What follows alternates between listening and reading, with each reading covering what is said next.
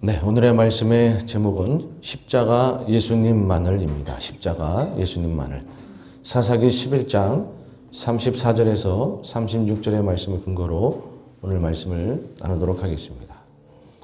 오늘은 제가 그동안 그 사사기의 사사 중에 대사사 6명을 중심으로 말씀을 전하고 있는데요. 온니엘, 에훗, 드보라, 기드온, 그리고 입다, 삼손 이렇게 6명 중에 오늘은 입다 사사에 대해서 살펴보면서 은혜를 누리도록 하겠습니다. 자, 이 입다 사사는요, 그 기드온과 함께 큰 용사라고 일컬음을 받았던 그러한 사사입니다. 이 입다 사사를 한 줄로 요약을 하면 상처가 많았던 사사입니다. 상처가 많았던 사사. 그러나 나름대로 신앙을 지키려고 했던 사사.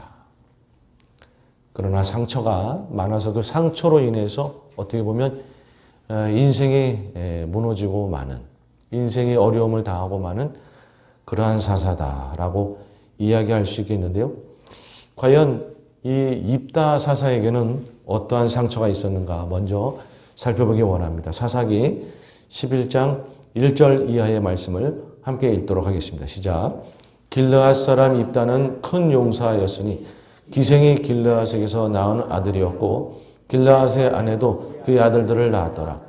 그의 아들들이 자라매 입다를 쫓아내며 그에게 이르되 너는 다른 여인의 자식이니 우리 아버지의 집에서 기업을 잊지 못하리라 한지라. 이 길르앗이라고 하는 가문은요, 므낫세 지파 중에서 아주 크게 영향력을 미치는 가문입니다. 그런데 입다는 그 길르앗 가문의 길르앗의 바로 자녀였어요. 그러니까 정상적으로 이야기하면 길르앗의 뒤를 이어서 길르앗 가문의 우두머리가 될 수 있는 아주 그러한 인물이었던 것이죠. 그런데 그가 누구의 출생이다? 기생의 출생이었던 것이에요. 본처의 출생도 아니고 심지어 첩의 출생도 아니고 기생의 출신이었던 것이죠. 그러니까 그가 아주 심하게 핍박을 받고 따돌림을 당했던 것이죠.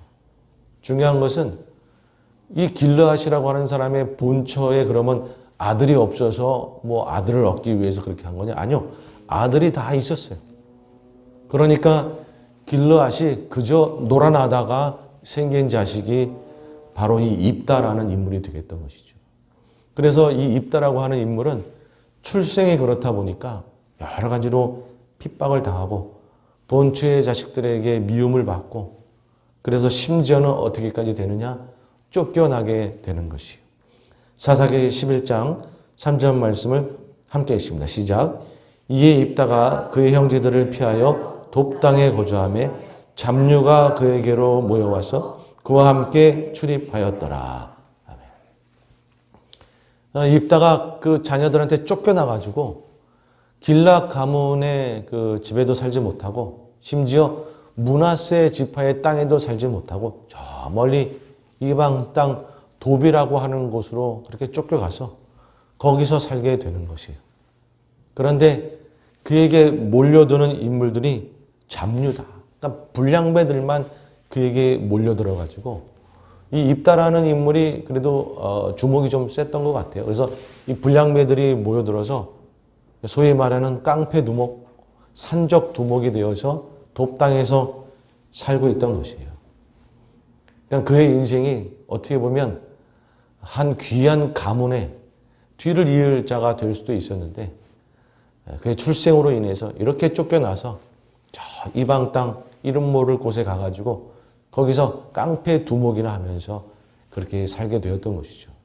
그러니까 내 인생은 그냥 이렇게 깡패 두목이나 하면서 그렇게 살다가 끝나는 건 아닌가 그렇게 생각을 했던 거예요. 그런데 입다의 인생이 180도 바뀌는 일이 벌어지는데 그게 뭐냐면 길르앗 가문의 장로들이 입다를 찾아온 거예요. 그 이유가 뭐냐면 이 당시가 바로 암몬 족속에게 고통을 당하고 있던 때였는데 워낙에 암몬 족속이 강하니까 아무도 나서서 나아가 싸울 생각을 하질 않는 거예요. 전쟁은 계속 밀리고 누군가 이 대장에 대해서 나가 싸워야 되는데 아무도 싸우려고 하지 않는 거예요. 그래서 이 길르앗 가문의 그 장로들이 찾다가 입다한테 한번 가보자. 그가 그래도 싸움이나 좀 할 줄 알고 나름대로 세력을 갖추고 있는데 혹시 그에게 부탁하면 그가 우리 이스라엘을 대표해서 이 길르앗 가문을 대표해서 싸워주지 않을까 모르겠다. 그리고 그를 찾아가서 우리의 대장이 되어달라. 그렇게 이야기를 하는 거였어요. 처음에는 이 입다가 거절합니다. 아니, 나를 쫓아낼 때는 언제고 이제 좀 가문이 힘들어지고 나라가 힘들어지니까 이제 와서 손 벌려서 나한테 도와달라 그러고 아이 난 다 필요 없다. 나는 그냥 여기서 깡패 두복이나 하면서 그냥 편하게 살 거고 나라가 망하든 말든 나는 신경 안 쓴다. 그렇게 처음에는 이제 이야기를 하는 거예요. 그런데 그 길르앗 가문의 장로들이 달콤한 제안을 하는 거예요. 사사기 11장 8절 이하의 말씀을 함께 읽습니다. 시작.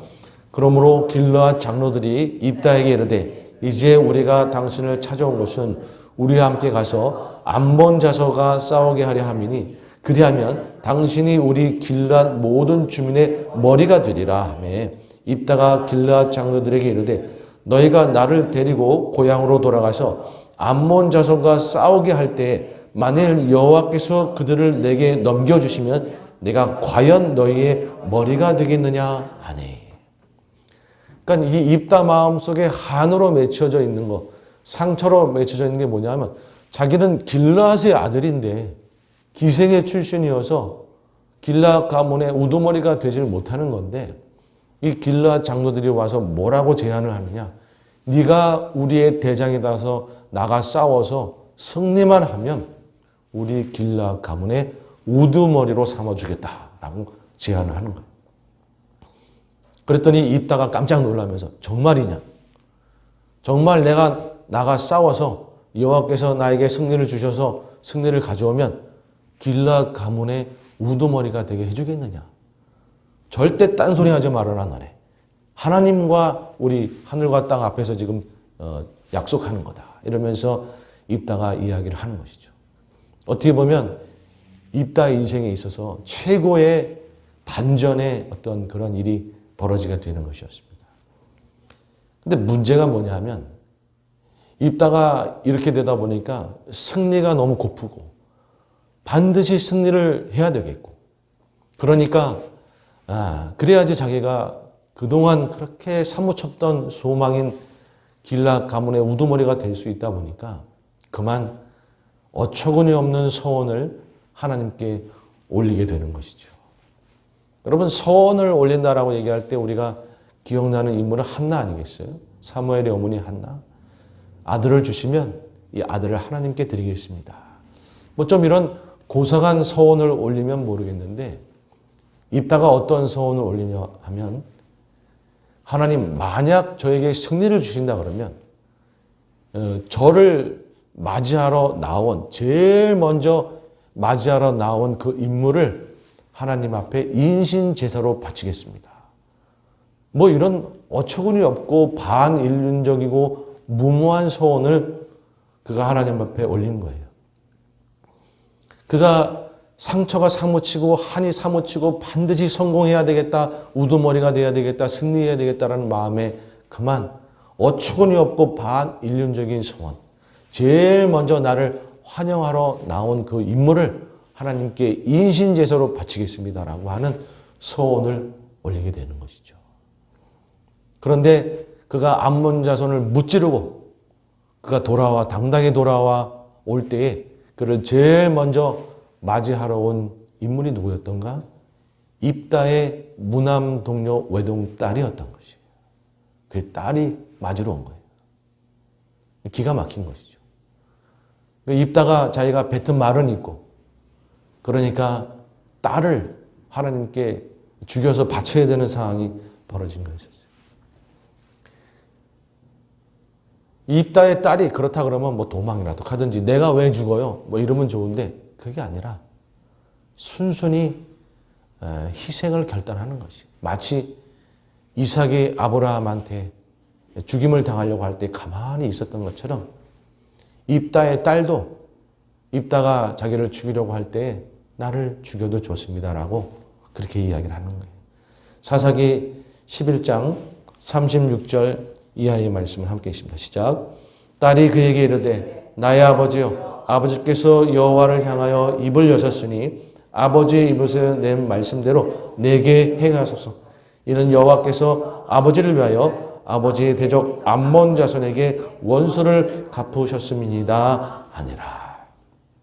이 입다의 딸의 말이 뭐냐면 지금 아버지가 말로 서원을 한 것이기 때문에 어쩔 수가 없습니다. 하나님은 이미 암몬 자손에게 승리를 거두도록 약속을 지키셨어요. 만약 아버지께서 아버지께서 약속을 지키지 않으면 아마 다시 하나님께서 암몬을 들어가지고 이스라엘을 멸망하게 하실 수 있는 거니까 이제 아버지도 약속을 지켜야 되는 건 아니겠습니까? 그러니까 아버지가 말한 대로 나를 죽이세요 라고 이야기하는 거예요. 그런데 마지막 소원으로 내가 2달간만 애곡하고 오겠습니다. 이 처녀로 죽는 게 너무 억울하니까 친구들하고 가서 2달간만 애곡하고 오겠습니다 라고 이야기하는 거예요. 2달간 애곡하고 온 뒤에 이 입다의 딸은 죽임을 당하는 거예요. 그 이후에 이 길르앗 땅에 어떠한 풍습이 생겼느냐? 매년 4일씩 그 입다의 딸을 기리면서 애곡하는 일이 풍습으로 생긴 거예요. 그게 이 입다의 이야기의 중요한 부분인 것입니다. 여러분, 이 입다의 이야기는 어떻게 보면 참으로 가슴 아픈 이야기인 것이죠. 암몬을 물리치며 승리한 이야기로 끝날 수 있었는데 자신의 딸을 죽여야 하는 어처구니 없는 소원을 하나님께 올림으로 인해서 자신의 딸을 죽여야 하는 그리고 그 마을 가운데 매년 4일씩 애곡하는 그러한 풍습이 생겼다라고 하는 어떻게 보면 슬픈 결론을 맺는 이야기인데 이 이야기 앞에 제가 생각해 보고 싶은 건 2가지입니다. 하나는 뭐냐면 왜 입다는 이렇게 어처구니 없고 반인륜적인 소원을 올리게 된 것인가? 그리고 입다의 딸의 희생이 우리에게 시사하는 바는 무엇인가? 라는 것이에요. 여러분, 입다가 이렇게 무모하고 반인륜적인 소원을 올리게 된 이유는 2가지입니다. 첫 번째는 뭐냐면 그 마음 안에 있던 상처고 한이고 2번째는 죄의 영향력인 것이에요. 여러분, 첫 번째는 그 마음 안에 있던 상처이며 한인 것이에요. 말씀드린 대로 입다는 기생의 출신이에요. 길르앗의 아들임에도 불구하고 기생의 출신이어가지고 오히려 쫓겨나가지고 깡패 2봉이나 하고 앉아있고 그게 마음에 한으로 맺혀져 있던 거예요. 그러다 보니까 가문의 우두머리가 될 기회가 있다 보니까 어처구니 없이 그 상처와 그 한의 근거에서 어처구니 없는 소원을 올리게 된 것이었죠. 여러분, 우리 안에 있는 이런 상처와 한을 잘 다스리지 아니하면 우리도 어떻게 보면 망가질 수가 있는 것이고 어처구니 없는 일을 행할 수가 있는 것이에요. 여러분, 그래서 우리 안에 있는 상처들 한을 잘 다루어야 합니다. 히브리서 12장 14절 이하의 말씀을 함께 읽습니다. 시작. 모든 사람과 더불어 화평함과 거룩함을 따르라. 이것이 없이는 아무도 주를 보지 못하리라. 너희는 하나님의 은혜에 이르지 못하는 자가 없도록 하고 또 쓴뿌리가 나서 괴롭게 하여 많은 사람이 이로 말미암아 더럽게 되지 않게 하며. 쓴뿌리, 상처. 사람과의 관계 속에서 여러 가지 어떠한 사람에 대해서 상대방에 대해서 이웃에 대해서 상처가 없도록 하라라고 하는 말씀인 것이죠. 반대로 이야기하면 내 자신도 상처를 잘 다루어야 된다는 말이에요. 안 그러면 그것이 나를 괴롭게 하고 나를 무너뜨리고 이웃을 힘들게 하는 그러한 자로 나를 전락시켜 버린다는 것이에요. 여러분, 우리는 상처를 잘 다루어야 되고 우리 마음 안에 있는 한을 잘 다루어야 돼요.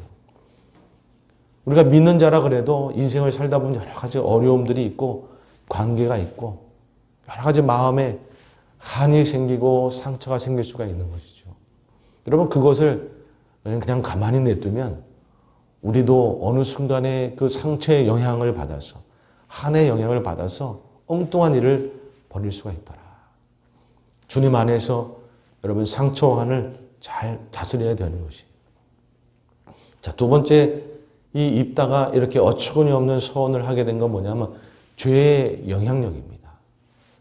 여러분, 이 당시 이 이스라엘, 길르앗 가문, 므낫세 지파의 원수인 암몬 족속, 그 암몬 족속이 섬기던 신이 말콤이라고도 하는 밀곰, 몰렉이라고 하는 몰록이었어요. 몰렉이라고도 하는 몰록이었는데, 그 암몬 족속의 신한테 제사 드릴 때 하는 제사가 인신 제사였어요. 그러니까 이스라엘이 여호와 하나님을 섬겨야 되는데 암몬 족속의 이방신의 영향으로 인해서 이방신에게 섬기는 인신 제사를 공공연하게 이스라엘 안에 드리고 있던 거예요. 그러다 보니까 입다도 어느 순간에 자기 입에서 인신 제사를 드려야 된다라고 하는 말이 툭 튀어나와 버린 거예요. 그렇게 원수가 썼던 암몬인데 그 암몬의 그런 우상 숭배와 제약에 영향을 받아서 자기도 그러고 앉아 있는 거예요. 여러분, 이 죄라고 하는 것은 성경에도 보면 악은 그 모양이라도 버리라라고 말씀드린 것처럼 우리가 멀리 해야 되는 겁니다. 어떻게든 멀리 해야 되고 버려야 되고 끊어내야 되고 해야 되는 거예요. 그냥 놔두면 그거에 영향을 받아서 어느새 내가 그 죄의 사람, 악의 사람이 되어버릴 수가 있는 거예요.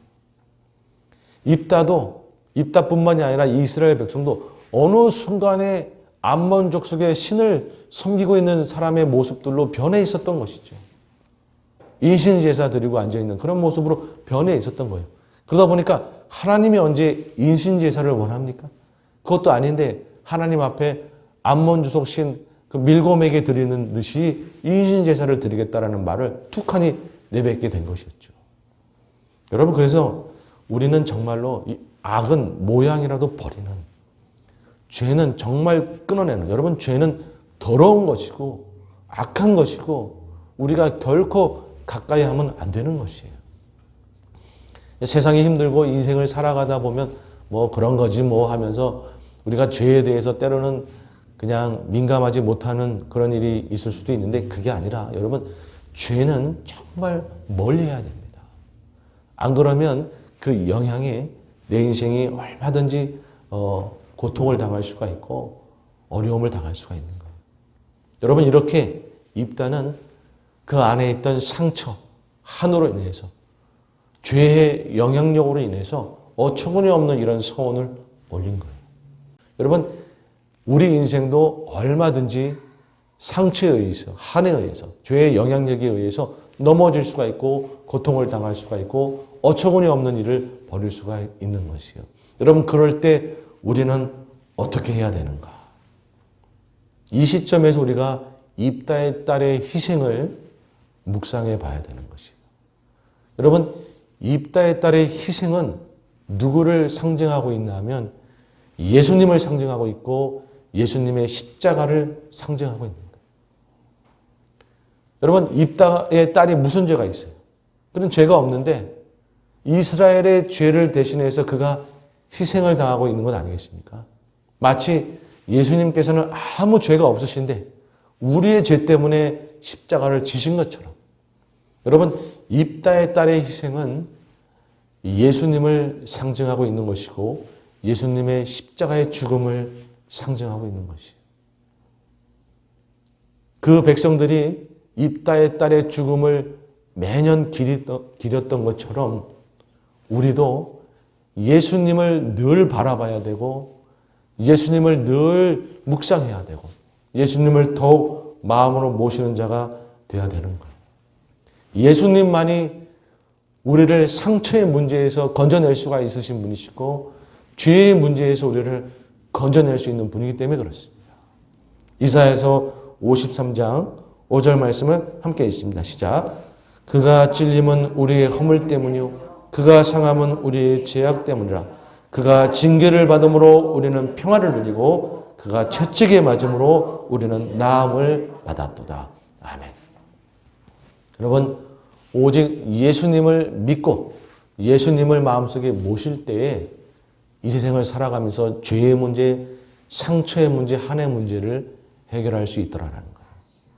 여러분, 그래서 제가 오늘 여러분께 강조하고 싶은 거는 이것입니다. 뭐냐면 예수님을 믿고 우리가 살아가고 있는 이 하루하루의 삶 속에서 처음 예수님을 믿었던 그 시절 그때처럼 여러분, 우리는 늘 예수님을 다시 바라봐야 되고 예수님을 다시 오늘 마음속에 모셔야 된다는 것이에요.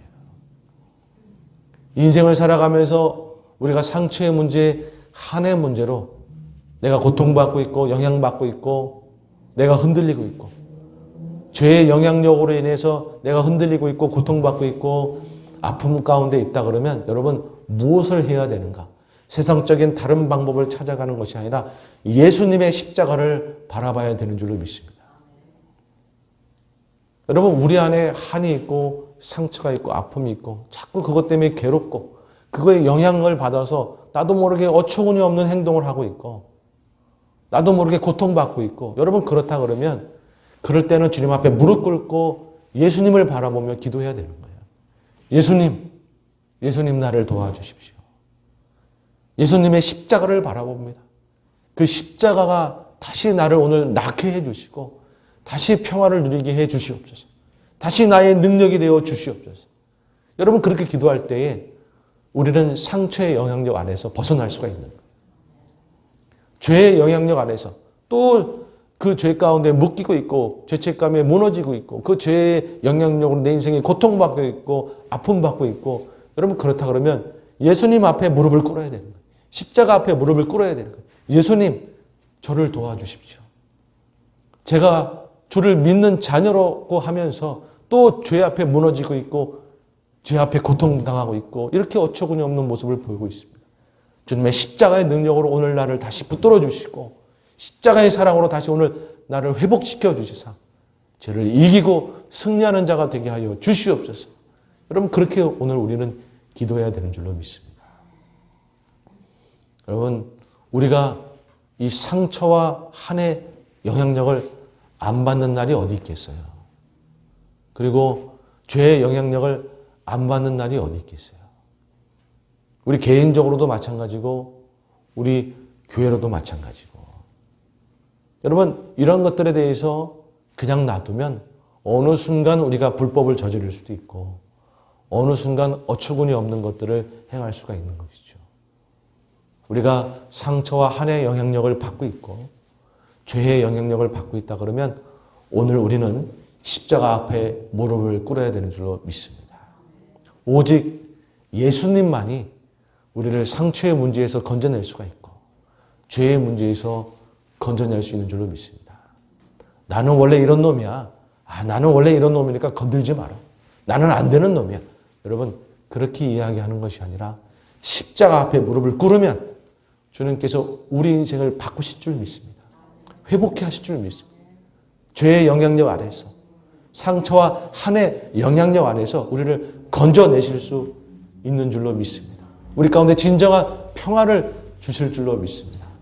아무쪼록 우리 인생 가운데 여러 가지 어려움들의 영향력 아래 있고 상처와 아픔의 그 한의 영향력 아래 있고 죄의 영향력 아래 있을 때 날마다 십자가 앞에 나아가서 매 순간 십자가 앞에 나아가서 주님을 붙들므로 그 모든 것을 물리치고 진정한 평화를 누리고 사시는 우리 성도님들 다 되시기를 주님의 이름으로 축복합니다. 아멘.